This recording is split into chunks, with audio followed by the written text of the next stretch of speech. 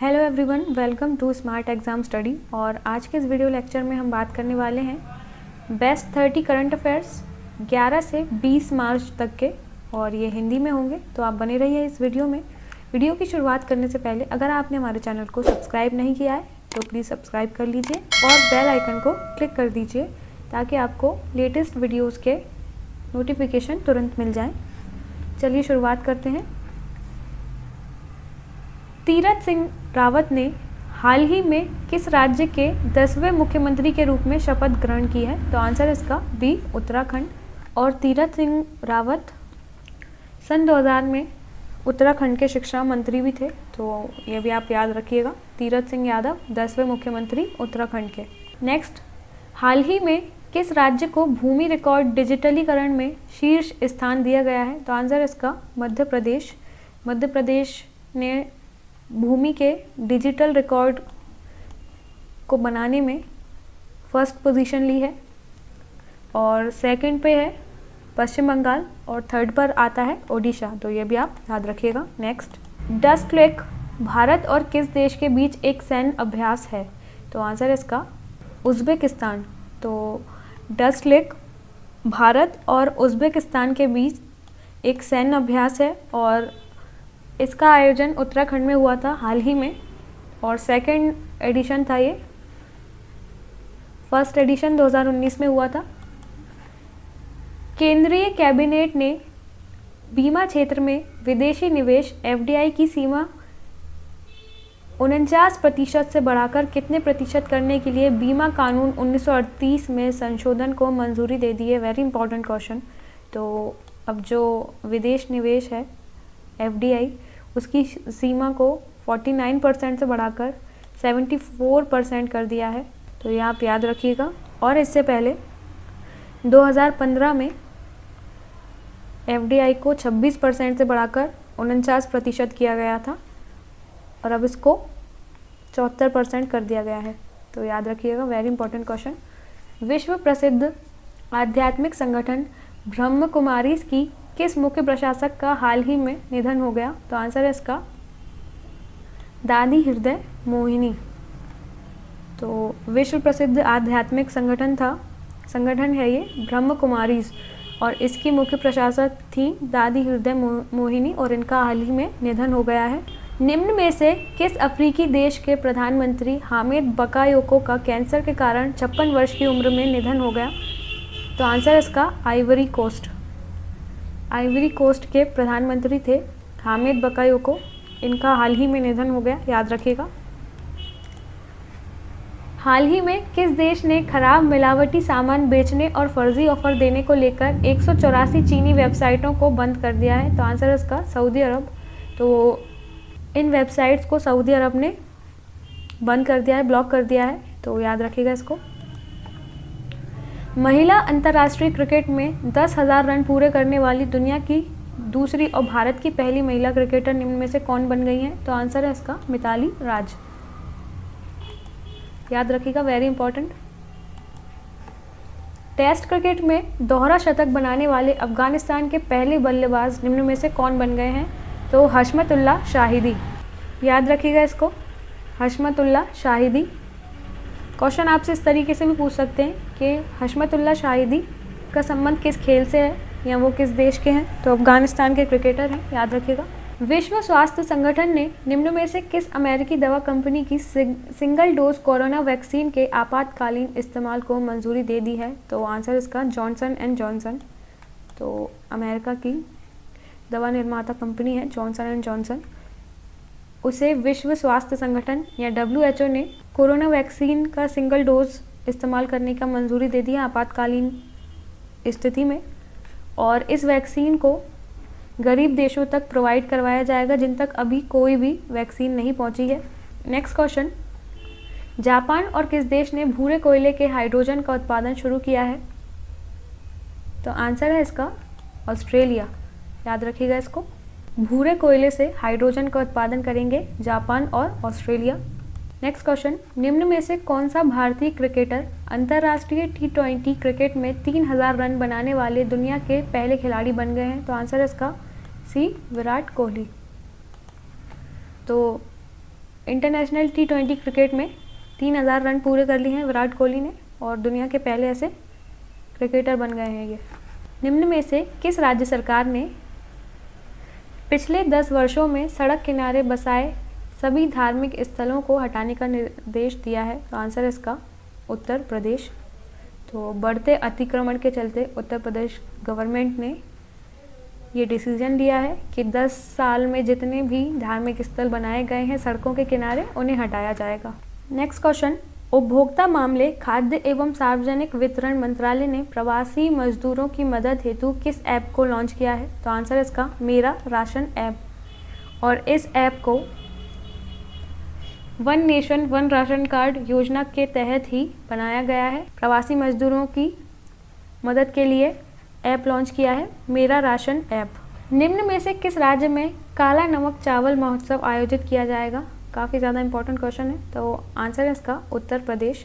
और काला नमक चावल महोत्सव में सांस्कृतिक कार्यक्रम किए जाएंगे और ये काला नमक चावल जो है वो बुद्ध के प्रसाद के रूप में प्रसिद्ध है काफ़ी, तो याद रखिएगा इसको, उत्तर प्रदेश में आयोजित होगा।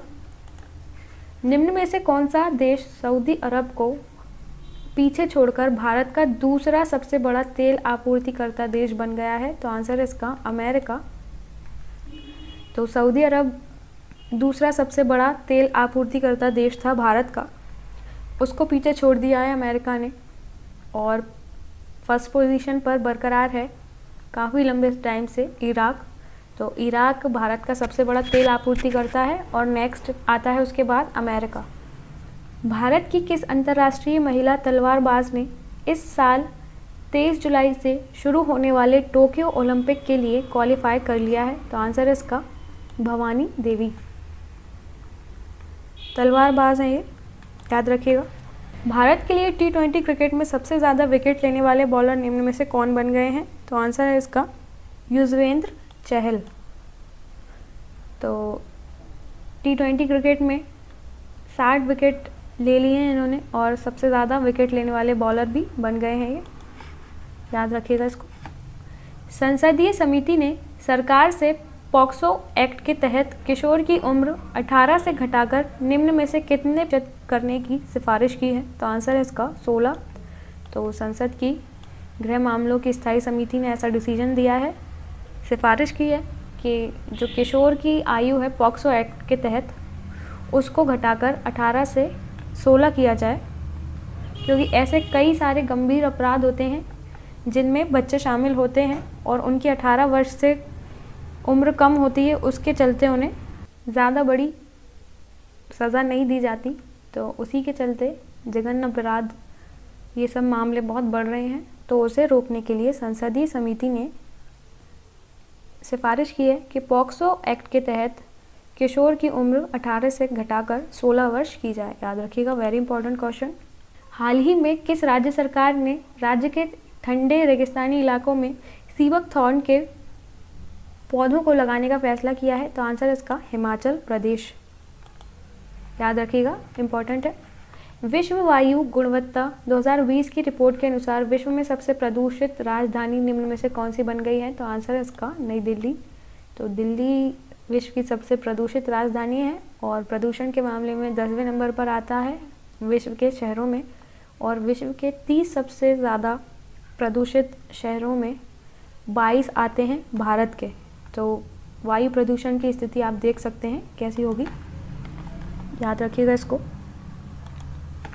निम्न में से किसने पटियाला में चल रहे 24वें federation cup senior athletics championship में महिलाओं की 100 मीटर की दौड़ में स्वर्ण पदक जीत लिया है? तो आंसर है इसका धनलक्ष्मी।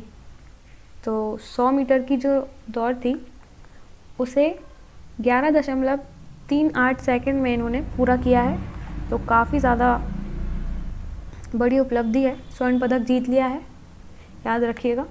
निम्न में से किस देश ने दुनिया का सबसे बड़ा तैरता हुआ सौर फार्म बनाने की घोषणा की है? तो आंसर है इसका सिंगापुर।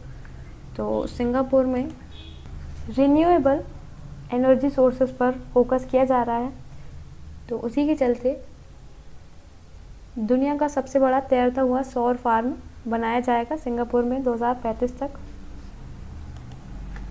पूर्वी अफ्रीकी देश केन्या ने अपने किस पड़ोसी देश के साथ समुद्री सीमा विवाद पर अंतर्राष्ट्रीय न्यायालय की कार्रवाई में भाग लेने से इनकार कर दिया है? तो आंसर है इसका सोमालिया।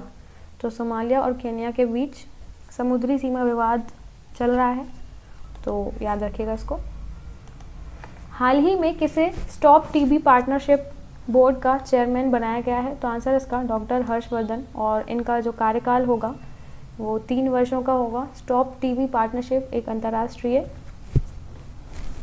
संस्था है या संगठन है जो कि मिलकर टीबी को कम करने के लिए प्रयासरत है, तो याद रखिएगा इसको। केंद्रीय मंत्रिमंडल ने 16 मार्च 2021 को भारत और किस देश के बीच खेल और युवा मामलों में सहयोग पर समझौता ज्ञापन पर अपनी स्वीकृति दे दी है? तो आंसर इसका मालदीव। तो मालदीव और इंडिया के बीच खेल और युवा मामलों में सहयोग पर समझौता हुआ है, तो दोनों देश एक दूसरे की हेल्प करेंगे। वर्ल्ड स्लीप डे निम्न में से किस दिन मनाया जाता है? तो ये मनाया जाता है मार्च महीने में तीसरे शुक्रवार को, मार्च महीने के तीसरे शुक्रवार को मनाया जाता है वर्ल्ड स्लीप डे। और इस वर्ष की जो थीम थी वो भी आप याद रखिएगा, very important, regular sleep healthy future. Regular sleep healthy future, तो काफ़ी अच्छी थीम थी।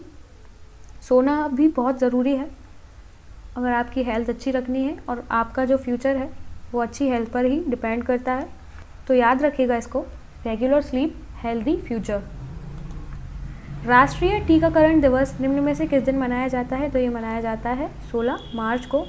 16 मार्च 1995 को ही पहला पोलियो का टीका दिया गया था ओरल, तो तब से ही राष्ट्रीय टीकाकरण दिवस मनाया जाता है 16 मार्च को, नेशनल इम्यूनाइजेशन डे, याद रखिएगा।